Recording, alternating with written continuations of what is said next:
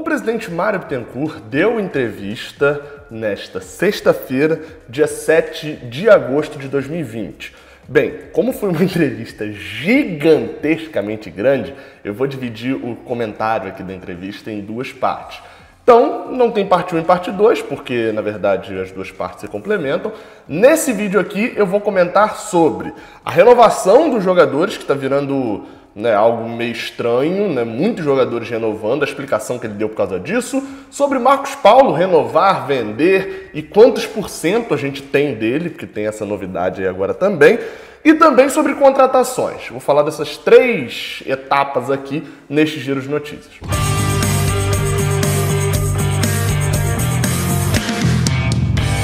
Seja bem-vindo, você guerreira de todo o Brasil e de todo mundo, aqui é o canal Raiz Tricolor. Eu sou o Gabriel Amaral, sou jornalista por formação, mas sou tricolor de coração. E sou tricolor de coração, As duas coisas não entram em choque.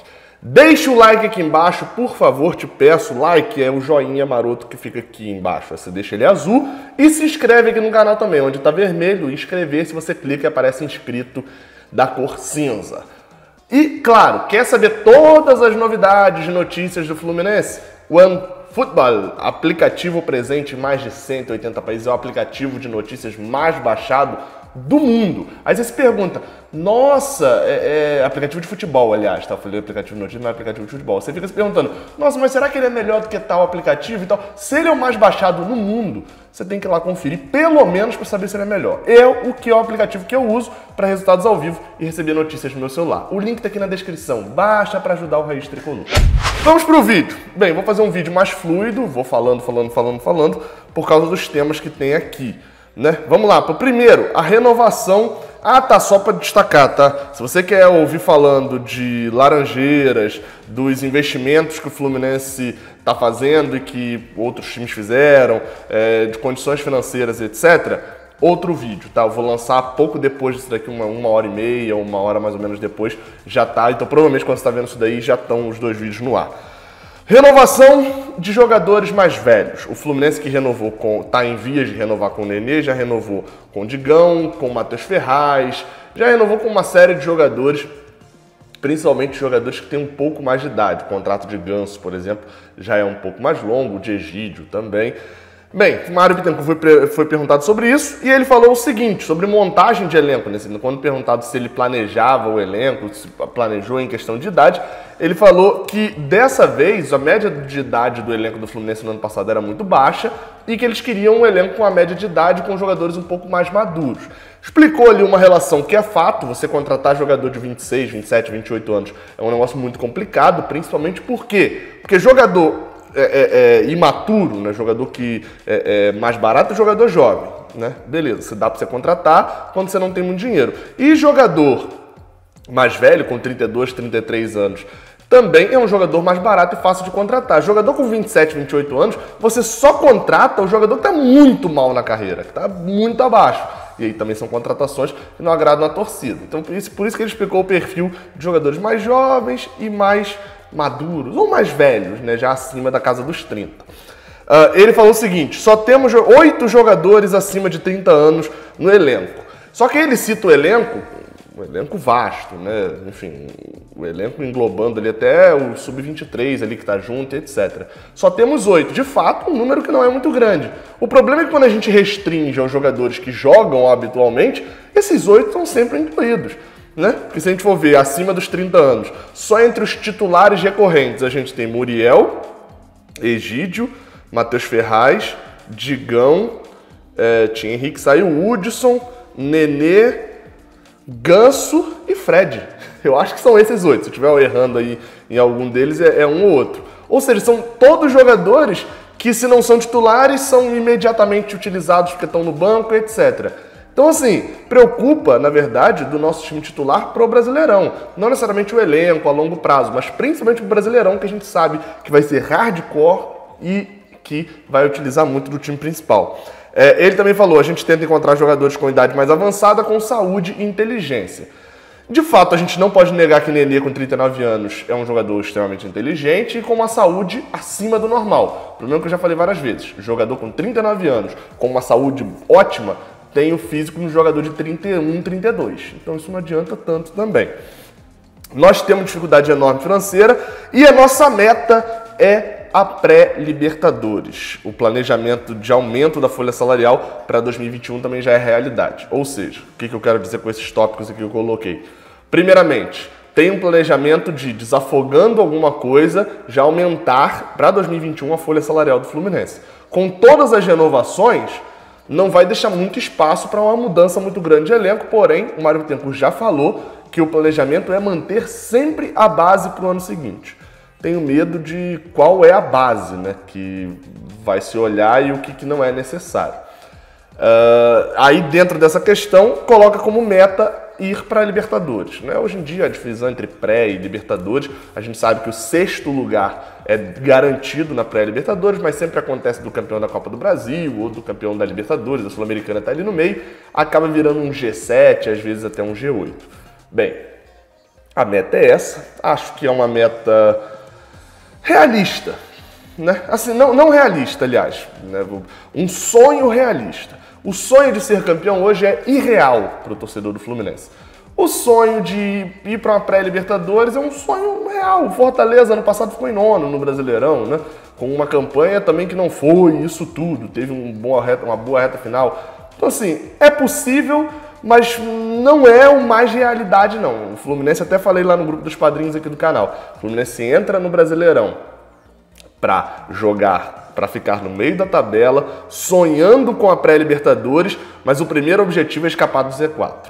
E isso fica claro quando ele fala sobre contratações. Ele fala, né, deixamos um vácuo, uma gordura, para caso o Fluminense precise, a gente tem um valor para ir no mercado na urgência para não cair. Porque se a gente cair, a gente perde dinheiro, um dinheiro muito grande para o ano seguinte. Então, assim, ele deixou claro que tem um dinheiro reservado, o Fluminense, na teoria, não entraria agora no mercado forte para contratar, mas que tem um alívio ali na folha salarial para ir buscar um jogador para a reta final do Brasileirão, de repente, se o Fluminense estiver ameaçado de rebaixamento. Ou seja, claramente, o Fluminense entra com a meta de pré-Libertadores, a meta, esse é o sonho, né? É o objetivo lá em cima, então quando você pega o objetivo lá em cima e você desce um andar, o Fluminense para meio de tabela, porém, ele deixa claro nesse momento que o primeiro objetivo, o Fluminense entra mirando 43, 44 pontos para escapar de vez do rebaixamento. E quanto antes escapar, né, se fizer 43 pontos em 30 rodadas, tá ótimo, né? Tem 8 rodadas para alcançar a pontuação de pré-Libertadores. E para fechar, o último tema é sobre direitos econômicos de jogadores. Alguns jogadores, vamos lá, como que se origina essa pergunta, essa confusão? Gilberto foi vendido e todo mundo sabia que o Fluminense tinha comprado 50% de Gilberto. Porém, no portal da transparência aparecia 100% de Gilberto. E aí agora, na hora da venda, isso foi explicado. Eu já fiz um vídeo aqui falando sobre isso daqui. Né, que era, na verdade, o Fluminense possui 100% dos direitos econômicos, mas tem que dar uma parte. No caso do Gilberto era metade, né, desse valor para a Fiorentina, que não possuía direitos econômicos, mas possuía ali no contrato um bônus em caso da venda. Bem, ficou-se aquela pergunta, né? Tá, mas se Gilberto era 100% e na verdade a gente só tinha 50% quando vendeu, só ficou com 50% do valor, tem outros jogadores que são assim? Bem, isso foi confirmado que tem, dentre eles Marcos Paulo, que a gente vive falando que é 100%, só que seria em torno de 70% ou 80% só do valor dele que ficaria com a gente. Por que isso acontece com vários outros jogadores? Porque isso, normalmente, vamos lá, Marcos Paulo renovou. O empresário que trouxe Marcos Paulo quando ele tinha 15 anos para o Fluminense, que foi descobrir ele no campinho do seu Walter e etc., ele bota lá no contrato, ó, eu tenho Marcos Paulo aqui na minha mão. Se você quiser, isso é uma história fictícia, tá? Se você quiser assinar com o Marcos Paulo, eu quero levar, descobri esse jogador, lapidei, eu quero levar uma parte quando ele for vendido. Beleza, entra lá como bônus no contrato. Esse cara não pode ser dono de jogador, pela regra da FIFA. Hoje em dia ele não pode ser mais dono de jogador, não é qualquer um que pode ser. Então, é normal que o jogador, quando seja vendido, principalmente o jogador que vem da base, que o Fluminense não tenha exatamente os 100%. Até porque, na verdade, se a gente vende Gilberto, por exemplo, dos 100%, né, do valor, já não era 100%. Porque você tira 5% para clube formador, que aí o Botafogo levou uma parte, o Vasco acho que levou uma parte. Então, assim, os clubes tiram, já não é 100%. Então, numa dessa, existem esses bônus. Isso não é proibido, é normal que Um cara que, por exemplo, Miguel, quando renovou, uma parte, para renovar, ele fica com uma parte do valor da transferência para ele. Isso é algo comum de se acontecer. O meu medo, e o que eu acho que é o erro, é o seguinte. O erro é isso só aparecer no portal da transparência depois que deu problema com o Gilberto. Esse é o erro para mim. Por quê? Porque isso já poderia estar lá, eles falando que vão botar uma nova coluna, falando ali quantos por cento que entra em tal jogador, O erro é só ter visto isso depois, como se o portal da transparência não fosse 100% transparente, né? Esse é o medo em relação ao meu olhar. Por quê? Não me duvidaria, não seria uma dúvida minha, né? Eita, falei complicado. Não me surpreenderia se na próxima semana, de repente, não sei quanto tempo que eles vão demorar para atualizar isso daí, não me surpreenderia se a gente tivesse algumas surpresas relacionadas a jogadores de Xerém, ou jogadores que o Fluminense pagou o valor, né? Principalmente os jogadores de Xerém, né? E que a gente tivesse surpresas em relação ao percentual que está lá. Vamos ficar aguardando e esperando para saber se vai mudar algo ou não. E indo sobre o Marcos Paulo, vale um acréscimo, né? Que o presidente também falou uma declaração que eu achei bem interessante. Eu já tinha uma noção dela porque eu sabia que o Marcos Paulo quer dar um retorno ao Fluminense financeiro na saída dele. E bem, ele disse que nas conversas, se o Fluminense não vender e não receber uma boa proposta por Marcos Paulo, ele não sai de graça do Fluminense. Ele vai renovar o contrato. Ou seja, a gente tem uma segurança de que pelo menos um valor mínimo por Marcos Paulo a gente consegue. Assim, é óbvio que é difícil para uma torcida tão machucada como a nossa.